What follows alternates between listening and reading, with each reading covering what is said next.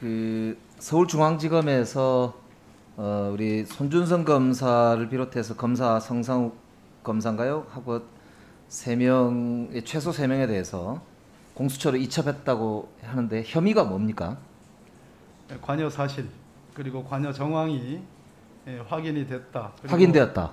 이첩은 사건의 수사 필요성이 확실한 증거가 있을 경우 확인됐을 경우를 말하는 거죠? 공수처법상에 나오는 근거입니다. 네, 일정별로 한번 보시겠습니다. 2020년 작년이죠. 2월 달에 대검 수사정보정책관으로 손준성 검사가 보임됩니다. 2월 26일 날짜로 판사 사찰 문건을 작성하는 걸 손준성 수정관이 총괄합니다.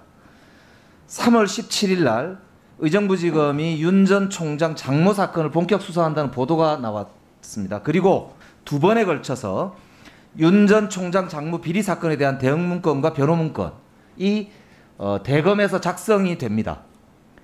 그리고 3월 31일 날 MBC가 한동훈 채널A 검언 유착 보도를 하게 되죠.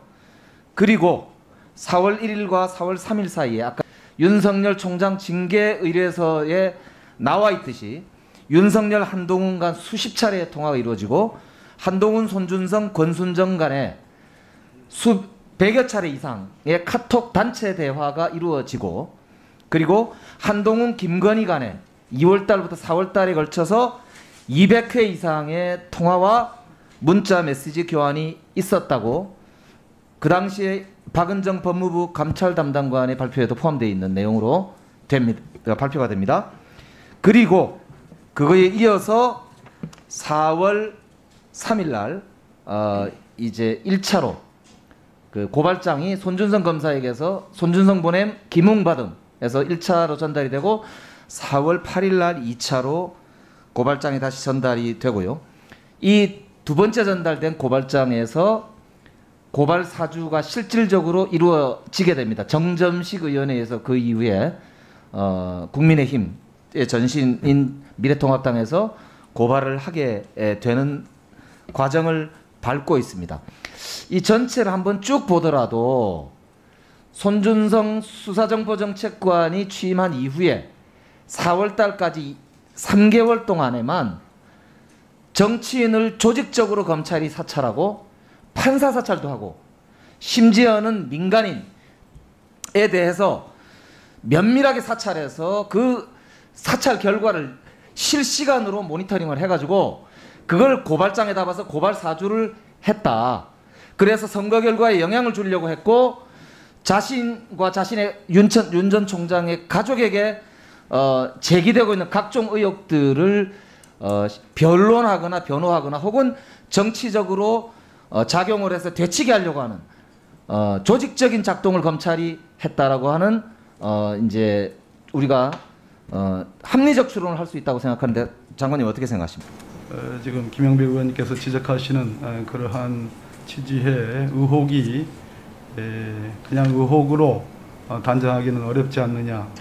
사실상 윤석열 총책임하에 지시되고 공모하고 결탁해서 정치인과 민간인을 사찰하고 판사를 사찰해서 정치적 개입을 해서 선거에 개입하려고 하는 시도를 했다는 게 합리적 추론이다. 이렇게 볼 수가 있다면 당연히 대검 감찰하고 수사 단서를 발견하는데 윤석열 총장과 관련해서 확인을 해야 된다고 생각합니다. 동의하시죠? 감찰 부분은 여러 가지로 진행되고 있고 또 법무부에서도 일정 부분 향후에 관여할 생각이고요. 그러나 수사로 밝혀야 될 부분이라고 생각합니다. 일단 감찰에서 정확하게 확인을 하고요. 제가 보기에 그리고 필요한 수사에 관련해서는 그 확인된 것을 기초로 해야 되지 않을까 생각하고 장관님께서 꼭 끝까지 좀 관심을 가주시기 바랍니다. 김상환 법원행정처장께서 본 의원의 질문에 판사 사찰 문건과 관련해서 이렇게 답을 하셨어요. 통상적인 세평을 초과하는 정보가 아닌가 생각한다고 말씀을 하셨습니다. 이 말은 대법원에서 사실상 공식적으로 손준성 검사가 주도가 되어서 작성된 판사 사찰 문건, 윤석열 총장도 보고를 받고 그게 뭐 문제냐 이렇게 이야기를 했던 바로 그 문건이 판사들이 보시기에 대법원에서 보시기에 통상적인 업무 범위를 넘어선다. 정보를 통상적인 세평을 초과하는 정보를 담고 있다. 사실상 사찰이다 이렇게 입장을 밝힌 것에 다름 아니다고 생각하거든요. 그러니까 이 문제 그저께 국정감사에서 나와서 표현했던 저 부분에 대해서 저는 공감을 오래전부터 하고 있었습니다. 아까 말씀드린 대로 정점에 윤석열 총장이 있는 것이 분명합니다. 끝까지 이 부분에 대해서는 법무부 장관께서 지휘권을 행사하셔야 된다고